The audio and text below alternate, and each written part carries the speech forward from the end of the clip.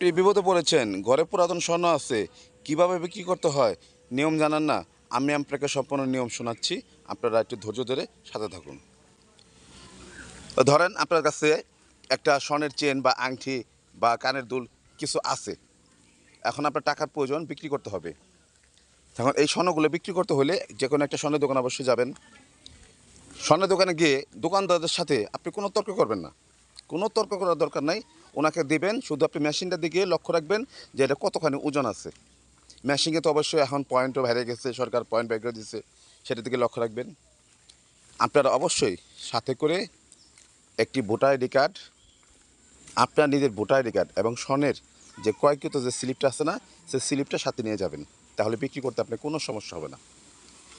আপনি স্বর্ণের দোকানে গেলেন, যাওয়ার পরে আপনাকে স্বর্ণকার দোকানদার দাম বলল, যাই দাম বলল, যাই দাম বলুক আপনি কিছু বলবেন না। আপনি ভালো লাগেনি আপনি দিবেন না। আপনি আরেকটা দোকানে যান, আরেকটা দোকানে গিয়ে আপনি যাচাই করুন সে কত বলে। তারটাও যদি আপনার ভালো না লাগে, আরেকটা দোকানে যান, সে যেটা বলে।